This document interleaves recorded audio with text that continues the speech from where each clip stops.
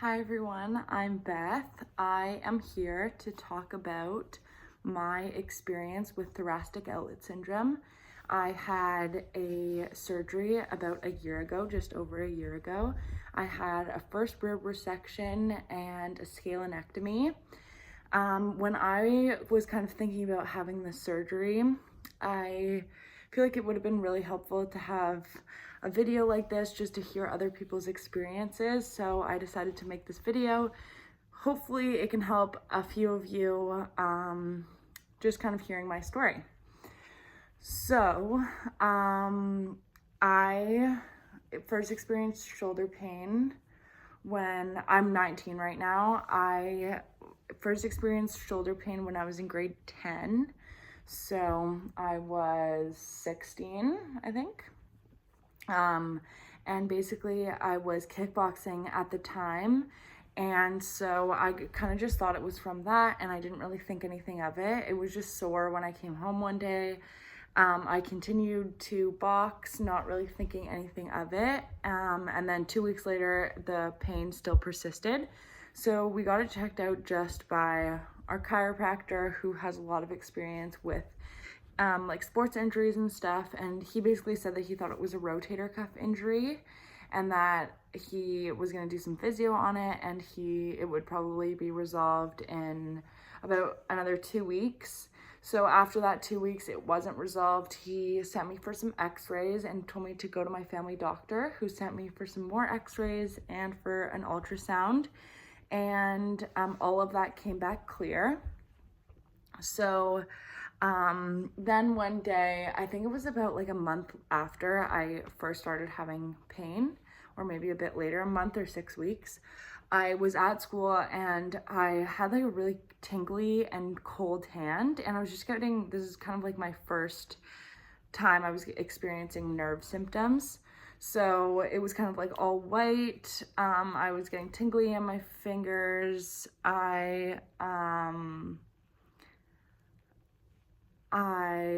Sorry, I was just reading something.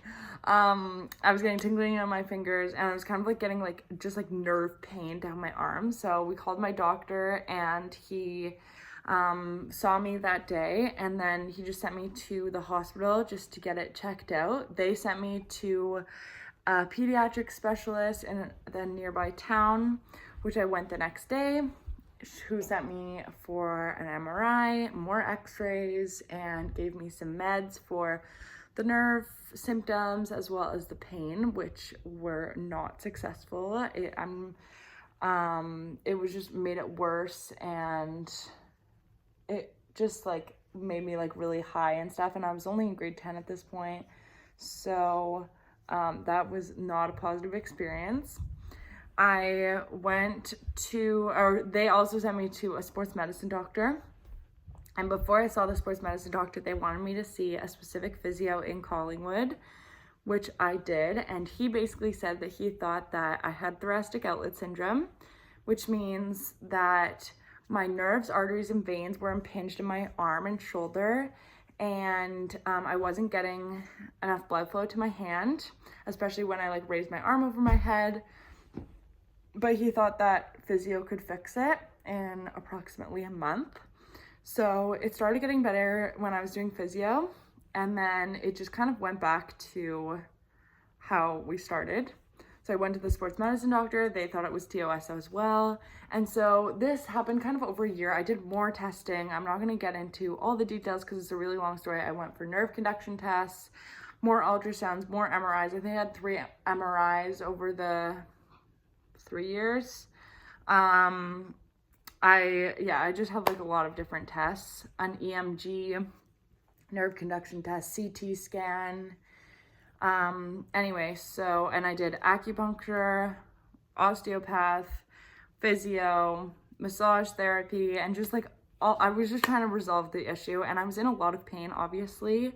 So I was doing physio for probably a year, and my sports medicine doctor wanted to send me to a surgeon, but she really thought that they weren't going to do anything.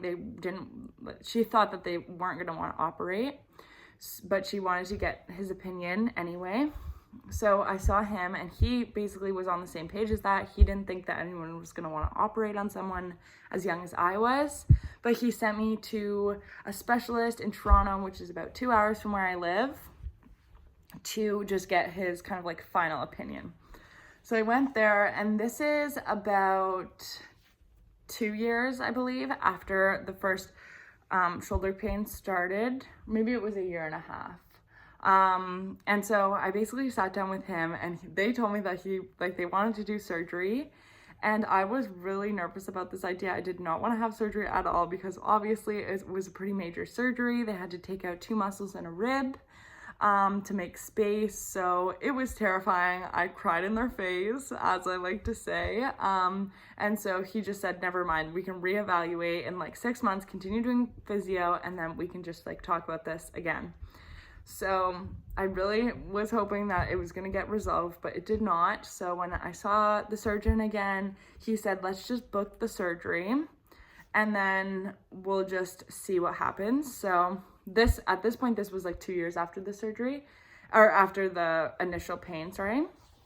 And so he said the only time he could, like the first available surgery spot he could give me was 10 months from that date.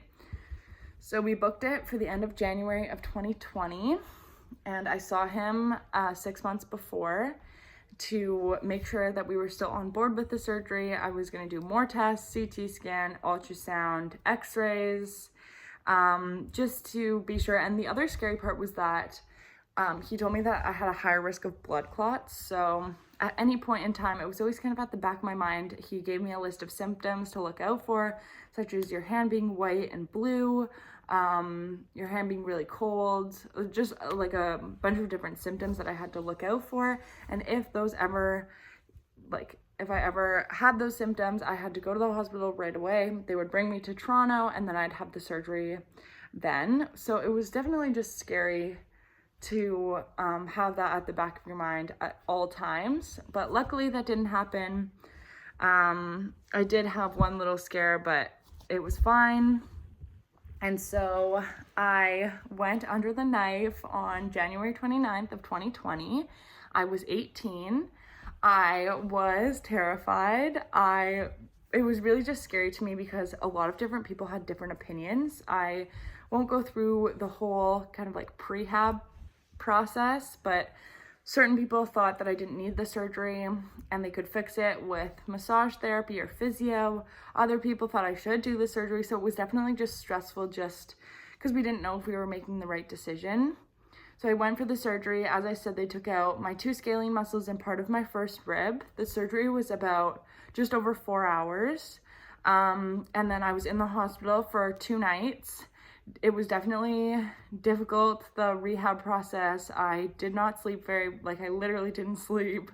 My mom was a queen and stayed overnight in the hospital with me, and I really couldn't get up out of bed the first day. I couldn't move, and then by the second day, I was walking around, and I had visitors, which was really nice, and I was really pushing to get out of the hospital. I had a drain as well, and then they let me go home on day 3, but I didn't really realize that it wasn't going to be that great being home. Although I can sleep in my own bed, I did not get very good sleeps. I was still heavily on painkillers. I could not move. I literally couldn't do anything. I couldn't get up and down the stairs by myself. I couldn't sit up by myself. So it was really hard, and it was really depressing too, just because I didn't really see anyone, and it was starting to get really unmotivating. And so I definitely felt the effects mentally as well as physically. And then I started doing physio twice a week and a bunch of different rehabs and seeing my doctors and all that stuff. But I am happy to say that I am pain-free now. I'm still doing physio.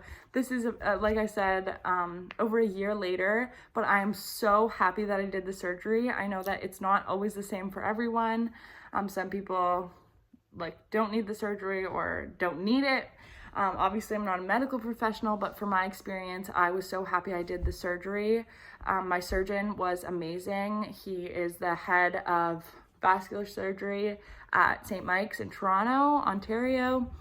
And yeah, so it was a really good experience. I would really recommend my surgeon, as well as all of the doctors and physios that I worked with. It was just a really great experience, although it was kind of a dark time in my life. All the people around me made it really positive. So that's my condensed version. I hope this helps someone, and yeah, let me know if you liked it.